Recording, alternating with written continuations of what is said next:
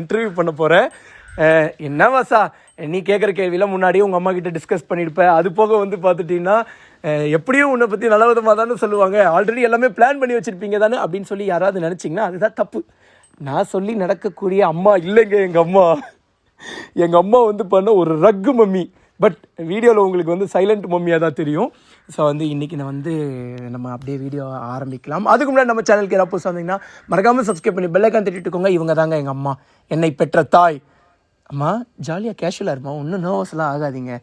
ஏம்மா இப்படி முறைக்கிறீங்களா சிரிக்கிறீங்களா சொல்லுங்கள் ப்ளீஸ் தெய்வமே ப்ளீஸ். அம்மா எல்லாருக்கும் ஒரு ஹாய் சொல்லிவிடுங்க.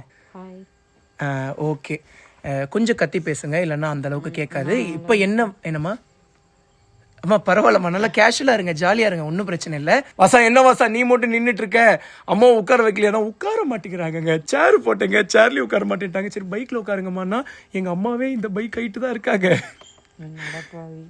அடப்பாவிலாம் இல்லை. ஓகேம்மா, நான் வந்து உங்ககிட்ட கொஞ்சம் கொஸ்டின்ஸ்லாம் கேட்க போகிறேன். நீங்கள் உங்கள் மனசார வந்து அதுக்கான பதிலை நீங்கள் சொல்லுங்கள். TTF வாசன் பற்றி யாருக்குமே தெரியாத சீக்ரெட்டை சொல்லுங்கள். என்ன சொல்கிறது? நான் கேட்டால் எங்கள் அம்மா பதிலே சொல்ல மாட்டேங்கிறாங்க, ஒரே பதிலில் முடிச்சிடுறாங்க. ஸோ அதனால் வந்து பார்த்தா பிரவீன் கேட்டால் தான் நான் வந்து சொல்லுவேன் அப்படின்னு சொல்லி எங்கள் அம்மா டிமாண்ட் வச்சுருக்காங்க. அதனால் பிரவீன் என்ன கேட்க போகிறாரு. மாப்பிள்ளை நீ கேள்வி கேட்டு மைக்கை இங்கே வச்சுட்டு, ஏன்னா இதுதான் மைக், ஓகேவா? கொஞ்சம் க்ளோஸாக வந்துக்கோங்க, நல்லா கத்தி பேசுகிறோமா? கொஞ்சம் பக்கத்தில் வாங்க. ஓகே, அங்கே நின்றுக்கோங்க. நீங்கள் எங்கே நின்னீங்களோ அங்கே நில்லுங்க.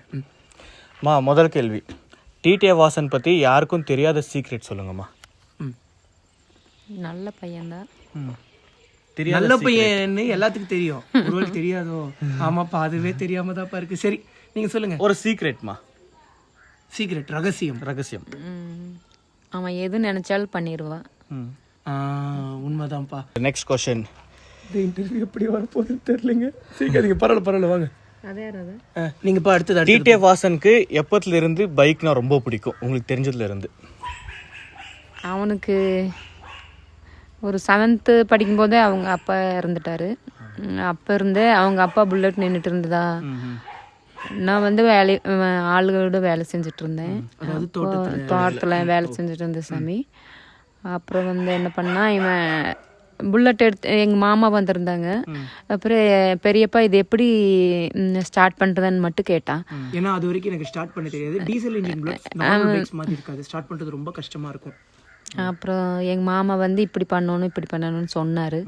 அப்புறம் நான் வேலை பண்ணிட்டு இருந்தேன்னா இவன் புல்லட் சத்தம் கேட்டுச்சு. அப்புறம் நான் வந்து பார்த்தா புல்லட்டு எடுத்துட்டு போயிட்டான்.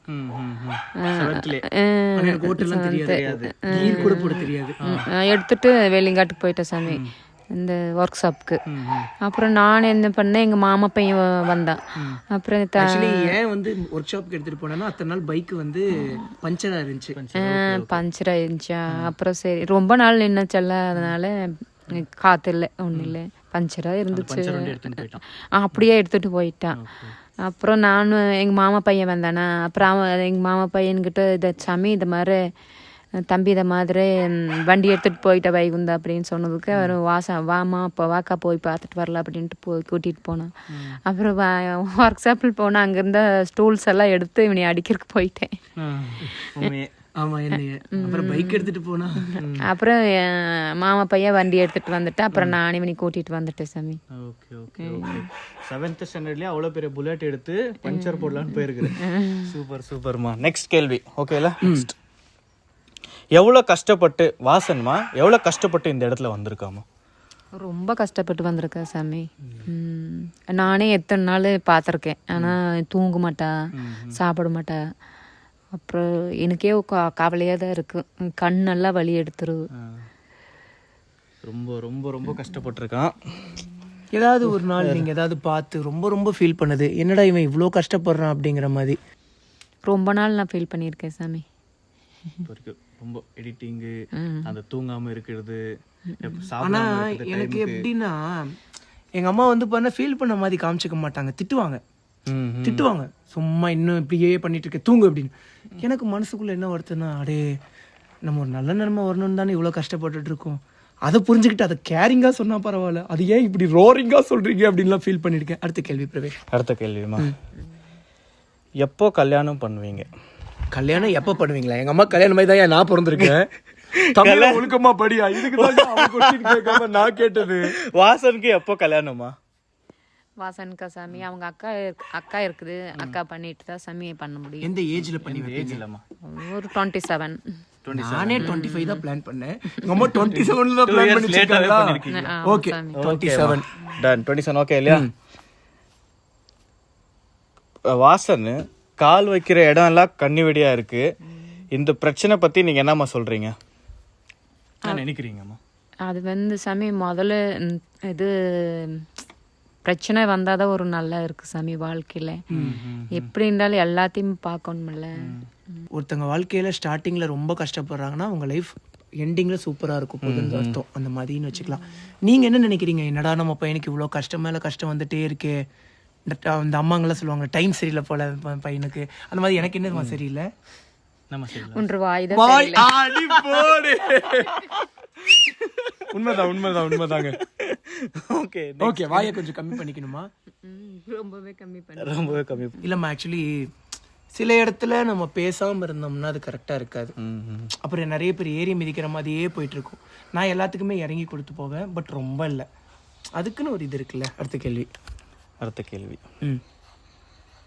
மாமா பொண்ணை பத்தி வாசனை உங்ககிட்ட சொல்லியிருக்காங்களா? நான் கேள்வி கேட்டால் அதை அப்படி தான் முறைப்பாங்கப்பா. நீ கேள்வி கேளுப்பா, அப்போ தான் கூலிங்காக பேசுவாங்க. உனக்கு ஏதாவது உள்ள மைண்ட் நீ ப்ரிப்பேர் பண்ணது போக உனக்கு வேறு ஏதாவது தோணுனாலும் நீ சொல்லலாம். அப்படியே என்ன கேட்ட சொல்லி பரவாயில்ல. இப்போ அடுத்தது. ஓகேம்மா. வாசன் ரகட் பயா சாக்லேட் பயா, அதாவது மொரட்டு பையனா சைலண்ட் பையனா? அது எப்படி சொல்றது, நல்ல பையன்தான். ஆனா கோவம் வர்ற இடத்துல சீக்கிரம் கோவம் வரும். ஆனா அப்படியே அப்படியே நார்மல் ஆயிருவேன். 45 செகண்ட். 45 உனக்கு தெரியும், இது எனக்கு தெரிஞ்ச விஷயம் தான். தெரிஞ்சது தானே. அண்ட் வந்து ரக்கு பாயா இல்ல சாக்கோ பாயா, அதாவது மென்மையான பையனா இல்ல மொரட்டு பையனா? ரெண்டுத்துல ஒண்ணுமா? ரெண்டுமே. நல்ல பையன். பைக் ரைடெல்லாம் எவ்வளவு ரிஸ்கா இருக்கும் இல்லையாம்மா? அதவே ஒரு வேலையா செய்யற பத்தி நீங்க என்னம்மா சொல்றீங்க? அது அவனுக்கு பிடிச்சது சாமி அவன் பண்றான், அவ்வளவுதான். ஒரே வேர்ட்ல ஆன்சர் பண்ணியாச்சு. எப்படி அலோவ் பண்றீங்க? நிறைய பேர் வீட்ல வந்து அதுதான் கேக்குறாங்க. எப்படி பைக் ரைட் போக அலோவ் பண்றீங்க? எப்படி அலோவ் பண்றீங்கம்மா? என்னை வந்து 12th வரைக்கும் எங்கேயுமே வெளியவே விட மாட்டாங்க பிரவீன். எங்கள் அம்மா கேட்டா சொல்லுவாங்க. ஆனால் 12th அப்புறத்துலேருந்து நான் வீட்லேயே இருக்க மாட்டேன் பிரவீன். ஓகே. அப்படியே ஆப்போசிட், ரூம்குள்ளேயே தான் என்னை இருக்க வைப்பாங்க எங்கள் அம்மா 12th வரைக்கும். 12th அப்புறம் அப்படியே ஆப்போசிட். எப்படி அலோவ் பண்ணுறீங்கம்மா? எனக்கே இந்த கேள்வி மனசுக்குள்ள அப்பப்போ இருக்கு. எப்படி இவ்வளோ ஃப்ரீயாக விட்டுட்டீங்க? ரொம்ப கஷ்டமாக தான் இருக்கு. பையன் தானே, அதனால ஒன்றுமே சொல்ல. நான் எப்போவுமே எல்லா இடத்துலையுமே சேஃபாக தான் இருப்பேன்னு உங்களுக்கு ஒரு நம்பிக்கை இருக்கா? ஏன்னா பைக்கெல்லாம் ஓட்டுறேன், ரொம்ப தூரம் போகிறேன். ஒரு செகண்ட் தான் அசந்தம்னா என்ன வேணும் ஆகிடும். டக்குன்னு நாய்க்குள்ளே வரும், மாடு உள்ளே வரும், கல் இருக்கும், கல் மேலே ஏற்றி இறக்கும் போது வண்டி கவுந்துரும். இந்த மாதிரி எவ்வளவோ ரிஸ்க் இருக்கும் போது இல்லைப்பா நம்ம பையன் எப்போவுமே பத்திரமா இருந்துருவான்ப்பான்னு எப்படி நம்புறீங்க நீங்கள்? நான் வந்து சாமி பெருமாள் கோயிலுக்கு தத்து கொடுத்துட்டேன் மணியே, அதனால அவர் பார்த்துக்குவார் சாமி. ஆக்சுவலி வந்து பண்ணா நான் சின்ன பையனா இருக்கும் போது ரொம்ப குறும்பு. இதெல்லாம் என்னங்க பிரச்சனை, இதை விட ஸ்டார்டிங்ல முன்னாடி இதை விட பிரச்சனை நடக்கும்.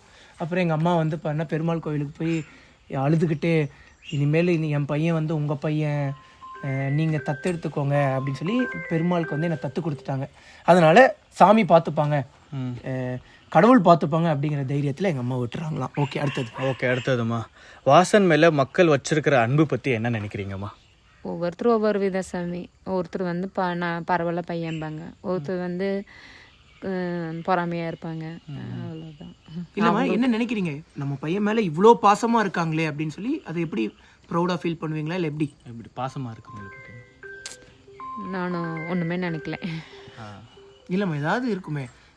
இப்போ திடீர்னு இப்போ வந்து ஒரு அப்பா அம்மாவுக்கு பையன் மேலே ஒரு பாசம் இருக்குன்னா ஒரு நியாயம். பட் வந்து நான் வந்து பண்ண வேறு வீட்டு பிள்ளை, ஆனால் நிறைய அப்பா அம்மா என்னை வந்து அவங்க பிள்ளையா நினைக்கிறாங்களே, அதை பற்றி நீங்கள் என்ன நினைக்கிறீங்க? சந்தோஷம்தான். ரொம்ப சந்தோஷமா இருக்கு. வாசன் மேலே மக்கள் வெறுப்பு வச்சிருக்காங்க, அதை பற்றி நீங்கள் என்ன நினைக்கிறீங்க? நான் ஒன்றுமே நினைக்கல சாமி. ஏன் எதுவுமே நினைக்கல? அவங்க